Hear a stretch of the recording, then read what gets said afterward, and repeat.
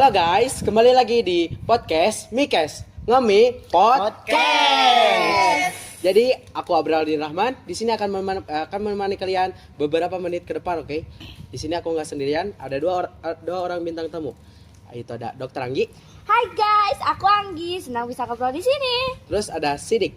Halo semuanya, aku Asidik. Di sini aku akan sharing pengalaman biar kita belajar bareng.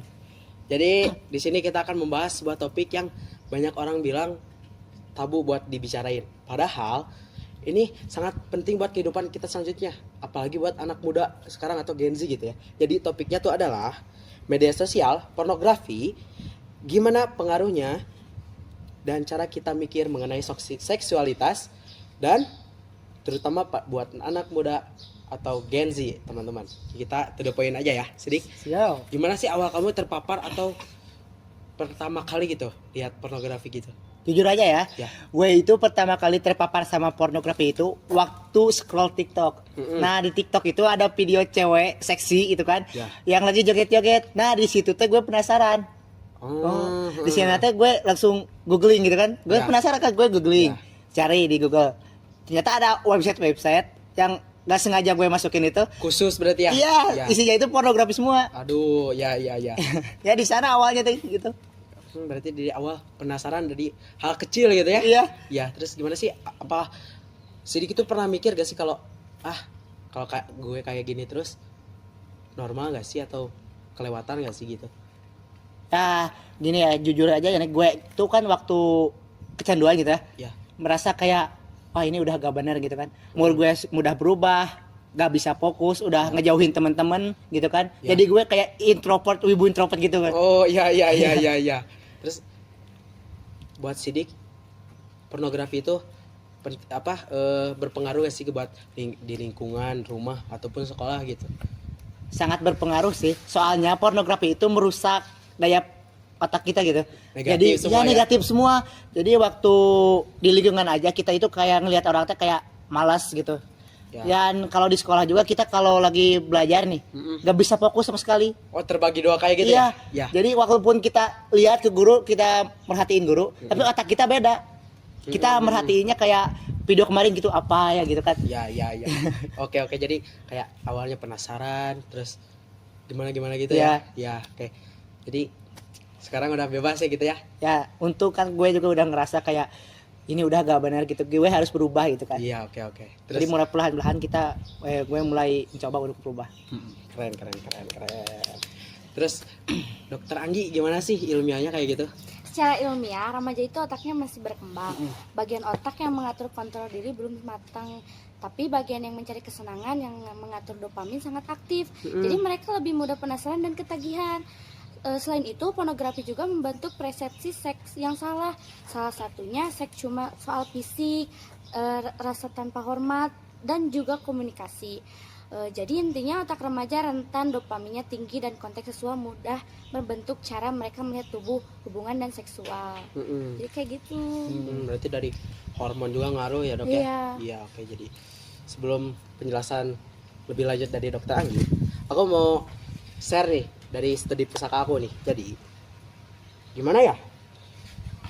Kan tadi ngulik ya. Jadi media sosial ke perilaku seksual remaja itu sangat berpengaruh, apalagi di internet sekarang udah kayak kebutuhan dasar, dan medsos itu jadi platform yang paling banyak kita pakai gitu ya, dari kalangan tua, muda, sampai anak kecil juga ada gitu ya. Terus tapi sayangnya manfaat buat komunikasi dan ekspresi diri, medsos juga punya sisi gelapnya, apalagi buat remaja gitu ya. Jadi remaja sekarang tuh gampang banget kena paparan konten yang negatif, kayak Sidik tadi kayak pornografi gitu ya. Iya, jadi mudah ke distract, terus kayak apa gitu ya. Jadi kita mudah ikut-ikutan gitu.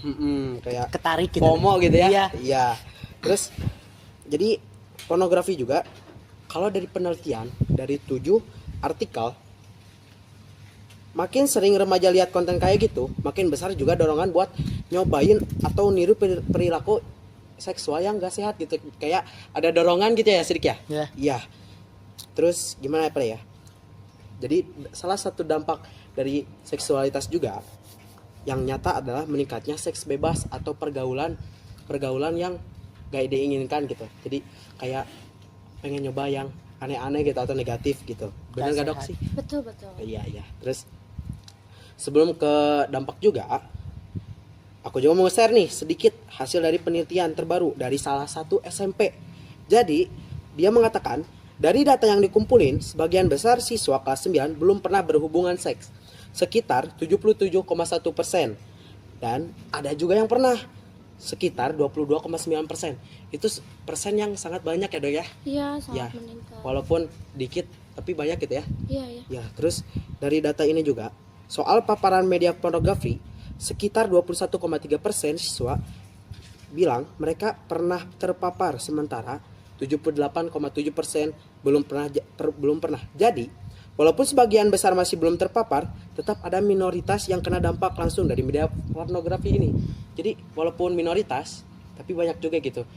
Soalnya kan 22,7%, terus dampak dari internet juga gitu ya. Iya. Oke, kita lanjut lagi ke Sidik. Oke. Kamu sendiri gimana sih akhirnya bisa sadar dan mulai mengurangi konten-konten kayak gitu atau menonton gitu? Ya kan awalnya itu gue sadar juga kayak gimana sih, gue gak bener gini, Ya. gak bisa kayak gini terus, Ya. mood susah dikontrol, emosi jadi kemana mending gitu, jadi fokus juga susah. Jadi perlahan-lahan gue juga mulai meninggalkan, tapi ada sih masanya gue juga kembali ke kebiasaan lama gitu. Ya. Tapi karena harus didukung sama tekad yang kuat gitu buat berubah. Jadi perlahan-lahan kita tinggalkan gitu. Ganti dengan kegiatan positif kayak olahraga sama main game yang positif. Oke, sebelum itu kita, karena hostnya sudah lapar, kita sediakan mie buat kalian, oke? Oke. Mantap, Siap. mantap. Sebentar ya. Sambil nunggu diambilin, kita lanjutin lagi. Terus Oke, siap. itu kan gak gampang ya buat ninggalin gitu. Iya susah Iya. banget. Karena kan kalau mau ninggalin sesuatu itu kalau udah terbiasa kita kan susah. Mm-mm. Jadi harus dibarengi sama kegiatan yang lain, sama dorongan sama orang lain juga. Iya, oke. Oh, udah datang, sini. Oke. Nih dok. Sambil makan dok, gak apa-apa dok. Yuk. Guys, izin makan oke teman-teman. Terus kita masuk ke apa ya? Masih sidik sih. Kalau kamu dari kan gak gampang gitu ya, apa ada motivasi diri sendiri gak sih atau gimana gitu? Atau dari ada dorongan dari orang terdekat atau gimana sih? Untuk gue pribadi ya, sebenarnya gue itu kan suka main bola. Gue juga iya. ada atlet favorit gue nih, Ronaldo gitu. Oh, Cristiano. Iya, kan Ya, gue ya. juga jadi pengen niru mereka kan. Ya. Ya, karena kegiatan Ronaldo yang positif sama aktif banget gitu sama olahraganya, gue juga jadi niru beliau gitu kan. Ya. Jadi perlahan-lahan gue itu ninggalin kegiatan positif masa kelam gue gitu kan yang dulu, mulai ngikutin kegiatan Ronaldo sama keseharian Ronaldo gitu, niru. Ya. Sama kan kalau gue punya kegiatan positif, orang tua terdekat gue juga ngedukung gitu kan. Nah jadi dari seorang public figure dan dukungan dari orang tua, gue juga berhasil gitu buat sedikit-sedikit mengurangi pornografi. Sampai akhirnya gue meninggalkan kegiatan Alhamdulillah tersebut. keren. Berarti ya. Ya. Kalau menurut dokter Anggi nih ya, emang kalau buat apa motivasi gitu penting nggak sih buat kita biar gampang buat ninggalin hal-hal negatif itu sih? Ya penting banget lah, apalagi kan kayak dorongan teman juga kan berpengaruh. Kayak misalnya kita punya teman yang baik sama kita, terus mereka tuh kayak kamu harus jauhi ini, kan bisa jadi motivasi juga kan, dorongan betul. juga. Apalagi orang tua yang selalu support, kayak gitu-gitu juga itu sangat penting menurut saya. Jadi menurut dokter Anggi itu semua dukungan tuh penting banget. Iya, Itu support betul. system ya dok. Ya, kayak pacar juga kan bisa jadi garda terdepan gitu kan. Iya, oke. Kita udah gini ya. Makan dulu tuh, makan dulu. Coba nih ya. Oke. Dok, makan dulu, Dok. Iya ya. Masih malu-malu. Jadi kita lanjut aja ke apa? Segmen selanjutnya, yaitu ada Q&A atau tanya jawab, oke? Quick and answer. Kita masuk ke Q&A, oke? Yang pertama dari Irdam _ BSK. Sidik, gue juga scroll TikTok terus kadang nggak sengaja lihat konten porno, gimana ya supaya gak kecanduan kayak kamu gitu? Langkah-langkahnya gitu atau gimana? Langkah-langkahnya ya. Yang pertama itu sebisa mungkin hiraukan. Jangan ditonton, apalagi kalau ditonton sampai beres terus penasaran terus googling. Jangan. Yang kedua, scroll lagi, lanjut aja. Kalau masih gitu-gitu terus udah tutup aja TikToknya. Tutup aja, hapus. Iya, daripada kita dapat konten positif terus kan, negatif terus. Udah biarin, tinggalin. Dan untuk yang ketiga, sebisa mungkin lakukan hal positif. Jangan cuma scroll TikTok itu jangan cuma buat hal-hal negatif kayak joget-joget gak jelas gitu. Kita kalau bisa pakai TikTok itu buat memanfaatkan TikTok itu cari untuk menambah pelajaran kita dalam kehidupan. Atau edukasi ya? Ya. Edukasi ya. Oke. Terus udah atau masih ada? Masih ada sih, tapi kalau dilanjutin bakal kebanyakan. Udah lanjut aja. Oke, ya udah. Cukup, Terus cukup. dari pertanyaan yang kedua ya. Dari Fahmi Mukhtar 99 nih.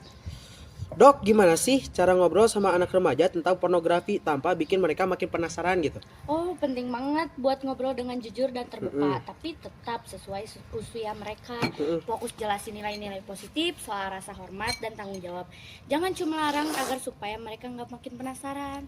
Intinya nggak boleh larang-larang mereka gitu. Yuk. Udah. Jadi kan kalau anak muda atau Gen Z sekarang ya Iya.